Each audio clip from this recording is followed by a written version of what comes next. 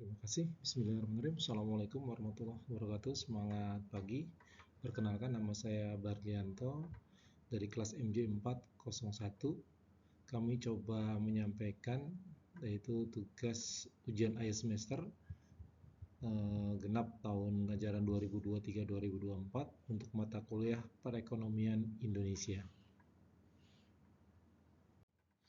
Jadi kita mendapat tugas untuk ujian akhir semester ini adalah membuat video presentasi dengan tema bagaimana politik berdampak kepada perekonomian Indonesia.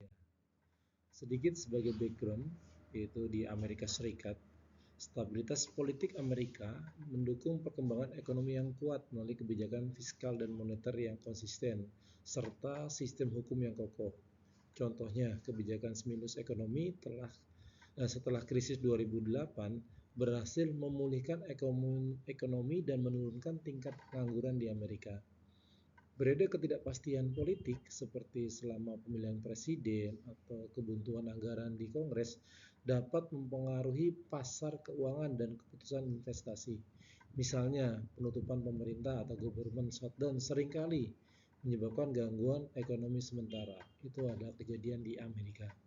Begitu pula di Cina. Di Cina, di bawah kepemimpinan Partai Komunis, Cina mengalami stabilitas politik yang memungkinkan penerapan reformasi ekonomi yang berkelanjutan. Ya, kita tahu Cina itu negara sosialis.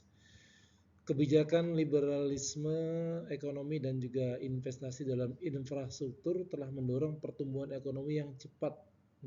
Kontrol ketat meskipun stabilitas politik mendukung pertumbuhan ekonomi, kontrol politik yang ketat juga membatasi kebebasan individu dan dapat menimbulkan ketidakpuasan sosial.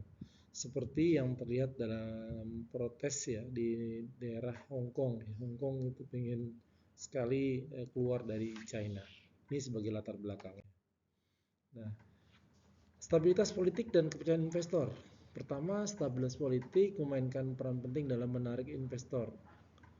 Tidak dipungkiri bahwa investor itu akan tertarik ya bila mana politik stabil di suatu negara. Investor baik domestik maupun asing mencari kepastian dan keamanan dalam menjalankan usahanya.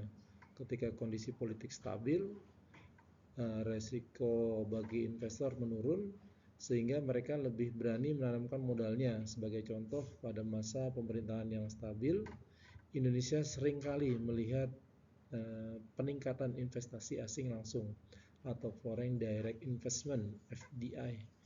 Investasi ini tidak hanya menciptakan lapangan kerja, tapi juga meningkatkan produktivitas ekonomi. Lanjut yang kedua tentang kebijakan pemerintah dan pertumbuhan ekonomi. Ya, kebijakan pemerintah yang dihasilkan dari proses politik sangat mempengaruhi pertumbuhan ekonomi. Kebijakan fiskal dan moneter, regulasi bisnis, serta infrastruktur publik adalah beberapa contoh kebijakan yang berdampak langsung pada perekonomian. Misalnya, kebijakan reformasi pajak yang dilakukan pemerintah dapat mendorong pertumbuhan ekonomi dengan cara meningkatkan daya beli masyarakat dan juga mendorong investasi. Namun, kondisi politik yang tidak stabil seringkali terkait dengan tingginya tingkat korupsi. Korupsi otomatis akan berdampak kepada ketidakstabilan politik dan juga berpengaruh ke ekonomi. Korupsi menggerogoti fondasi ekonomi dengan mengalihkan sumber daya dari investasi produktif ke investasi yang tidak produktif. Selain itu, korupsi menciptakan ketidakpastian hukum dan menurunkan kepercayaan investor. Di Indonesia, kasus korupsi yang melibatkan pejabat tinggi seringkali mengguncang pasar dan juga mempengaruhi pertumbuhan ekonomi. Berikut tentang peran demokrasi dalam pertumbuhan ekonomi. Di sisi lain, demokrasi yang sehat dapat mendorong pertumbuhan ekonomi melalui mekanisme check and balance. Ketika pemerintah harus bertanggung jawab kepada rakyat melalui pemilihan umum yang bebas dan adil, kebijakan yang dihasilkan cenderung lebih responsif terhadap kebutuhan rakyat. Demokrasi juga mempromosikan transparansi dan akuntabilitas yang penting untuk menciptakan lingkungan bisnis yang sehat.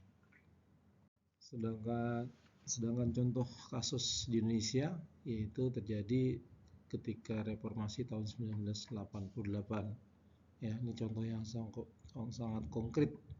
Pada era reformasi setelah jatuhnya rezim Orde Baru, Indonesia mengalami transisi menuju demokrasi yang lebih terbuka.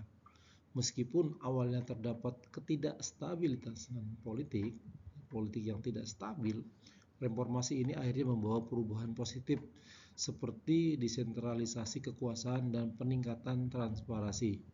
Sebagai hasilnya, Indonesia melihat peningkatan signifikan dalam pertumbuhan ekonominya.